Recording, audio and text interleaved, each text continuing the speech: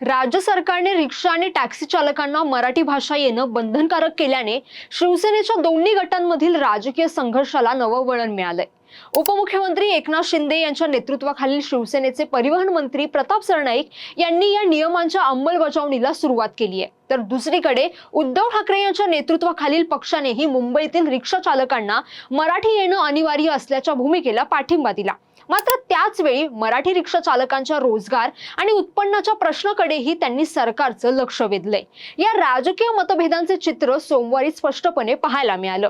मुंबईतील रिक्षा आणि टॅक्सी चालकांसाठी मराठी भाषा अनिवार्य करण्याच्या निर्णयावरून शिवसेनेच्या दोन्ही गटात पुन्हा वर्चस्वाची लढाई रंगताना दिसतेय। पण दोन्ही शिवसेनेची ही धडपड कशासाठी, पाहूयात याबद्दलची सविस्तर माहिती। नमस्कार, मी जान्हवी आणि आपण पाहत आहात टाइम महाराष्ट्र। मराठी अस्मितेचा मुद्दा हा सुरुवातीपासूनच एकसंध शिवसेनेच्या राजकारणाचा केंद्रबिंदू राहिला आहे। सोमवारी मुंबईतील काही रिक्षा चालकांनी मराठी भाषेच्या तपासणी विरोधात कांदिवली लिंक रोड अडवून 3 दिवसीय आंदोलन सुरू केलं। याच दरम्यान शिवसेना ठाकरे गटाचे खासदार संजय राऊत यांनी मंत्री प्रताप सरनाईक यांना एक पत्र लिहिलंय। रॅपिडो, ओला आणि उबर सारख्या कंपन्यांना बाईक टॅक्सी चालवण्यास दिलेल्या परवानगीचा सरकारने पुनर्विचार करावा, अशी मागणी त्यांनी या पत्रातून केली आहे। अशा प्रकारच्या सेवांमुळे मराठी रिक्षा चालकांच्या कमाईवर मोठा परिणाम होऊ शकतो, अशी चिंता व्यक्त करताना सरकारने मराठी रिक्षा चालकांच्या पोटावर पाय देऊ नये, असं आवाहनही संजय राऊतांनी केलंय। विशेष म्हणजे संजय राऊत यांनी यापूर्वीच मराठी भाषेच्या अटीला पाठिंबा दिला होता। महाराष्ट्रात कामासाठी येणाऱ्या प्रत्येकाने मराठी शिकलीच पाहिजे आणि स्थानिक भाषेचा आदर केला पाहिजे, असं त्यांनी एप्रिल महिन्यात सांगितलं होतं। त्यामुळे शिवसेना ठाकरे गटासाठी आता मराठी बोलली पाहिजे की नाही हा मुद्दा नसून मराठी कामगारांच्या वतीने बोलण्याचा अधिकार नेमका कुणाला आहे हा असल्याचं समजतं। राज्यातील रिक्षा आणि टॅक्सी चालकांना मराठी भाषा येणं अनिवार्य असल्याचा मुद्दा हा सत्तेत असलेल्या शिंदे सेनेसाठी थेट सरकारी पातळीवर राबवण्याची मोठी संधी ठरला आहे। परिवहन विभागाने 20 ऑगस्ट पासून या नियमाअंतर्गत वाहनांची कडक तपासणी सुरू केली आहे। आरटीओ अधिकाऱ्यांना प्रवाशांशी होणाऱ्या दैनंदिन संवादाच्या माध्यमातून चालकांच्या मराठीच्या प्राथमिक ज्ञानाची चाचणी घेण्याचे निर्देश दिले गेले होते। पहिल्याच दिवशी तब्बल 8217 रिक्षा चालकांची तपासणी करण्यात आली, ज्यामध्ये कामापुरते मराठीचे ज्ञान नसल्यामुळे 1268 चालकांना नोटिसा बजावण्यात आल्या।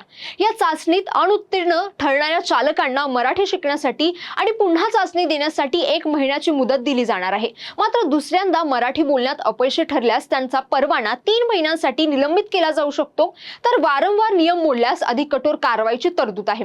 परिवहन मंत्री प्रताप सरनाईक यांनी या कडक नियमांचं समर्थन केलं आहे। प्रवाशांशी थेट संवाद साधणाऱ्या रिक्षा आणि टॅक्सी चालकांना मराठी बोलता आलंच पाहिजे। तपासणी सुरू करण्यापूर्वी सरकारने यासाठी प्रशिक्षण कार्यक्रमही राबवला होता, असंही मंत्री प्रताप सरनाईकांनी स्पष्ट केलंय। आता यात शिवसेनेच्या दोन्ही गटांचा संदेश स्पष्ट आहे। मराठीचा मुद्दा आता केवळ भाषणांपुरता मर्यादित राहिलेला नसून तो सार्वजनिक वाहतुकीचे नियमन करणाऱ्या नियमांचाही भाग झाला आहे। यामुळे उपमुख्यमंत्री एकनाथ शिंदे आणि त्यांच्या पक्षाला आपण मराठीच्या मुद्द्यापासून दूर गेलेलो नाही हे दाखवण्यासाठीची संधी मिळाली आहे। शिंदे सेना सध्या सरकारमध्ये असून त्यांच्याकडे नियमांची अंमलबजावणी करण्याचे अधिकार आहेत, तर उद्धव सेनेकडे मराठीच्या मुद्द्याशी असलेली जुनी राजकीय नाळ आहे। रिक्षा चालकांच्या आंदोलनामुळे या प्रश्नात आणखी एक गुंतागुंत निर्माण झाली आहे, ती म्हणजे चालक केवळ भाषेचा मुद्दा मांडत नसून ते दंड, प्रशिक्षण, उत्पन्न आणि अनेक वर्ष रस्त्यावर वाहन चालवल्यानंतर चाचणी उत्तीर्ण होण्यातील अडचणींवर बोलत आहेत। त्यामुळे शिवसेनेच्या दोन्ही गटांसाठी आता प्रश्न केवळ मराठीला पाठिंबा कुणाचा एवढाच उरलेला नाहीये, तर आरटीओच्या खिडकीवर, रिक्षाच्या स्टेअरिंगवर आणि रोजीरोटीच्या लढाईत दैनंदिन जीवनातील मराठी माणसांचे खरे प्रतिनिधित्व कोण करतो यावरून ही राजकीय चुरस रंगली आहे। खासदार संजय राऊत यांनी मराठीच्या मुद्द्यावरून आपल्या पक्षाची वेगळी भूमिका मांडण्याचा प्रयत्न केला। सरनाईक यांना लिहिलेल्या पत्रात त्यांनी मराठी भाषिक रिक्षा चालकांची भेट घेतल्याचा उल्लेख केला। अनेक तरुण आपल्या कुटुंबाचा उदरनिर्वाह करण्यासाठी रिक्षा चालवण्यावर अवलंबून असल्याचं त्यांनी नमूद केलं। एकीकडे रिक्षा चालकांसाठी नियम अधिक कडक केले जात असताना दुसरीकडे सरकार बाईक टॅक्सींना परवाना का देत आहे, असा सवालही राऊत यांनी उपस्थित केलाय। त्यांच्या या भूमिकेमुळेच शिवसेना ठाकरे गटाला मराठीचा मुद्दा आर्थिक स्वरूपात मांडण्याची संधी मिळाल्याचं दिसून येतंय। मराठी माणसाचे संरक्षण करायचे असेल तर त्यांच्या रोजगाराचे आणि उपजीविकेचेही संरक्षण झालेच पाहिजे, असा या मागील युक्तिवाद आहे। खासदार संजय राऊत यांनी सरकारमधील काही मंत्र्यांचे रॅपिडो कंपनीशी आर्थिक संबंध असल्याचा आरोपही केला आहे। तसेच या कंपनीने राजकीय आणि सांस्कृतिक कार्यक्रमांना प्रायोजकत्व दिल्याचंही त्यांनी म्हटलं आहे.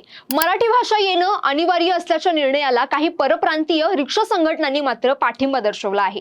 आमची मराठी शिकण्याची तयारी आहे, पण त्यासाठी सरकारने अधिक वेळ आणि प्रशिक्षणाची पुरेशी सुविधा उपलब्ध करून द्यावी असं त्यांचं म्हणणं आहे. मुंबईतील रिक्षा चालक संघटनेचे अध्यक्ष शशांक राव यांनी चालकांना मराठीचे प्रशिक्षण पूर्ण करण्यासाठी 3 महिन्यांची मुदतवाढ देण्याची मागणी केली आहे. उपलब्ध प्रशिक्षण केंद्र चालकांच्या संख्येच्या तुलनेत अपुरी असल्याचं त्यांनी म्हटलं आहे.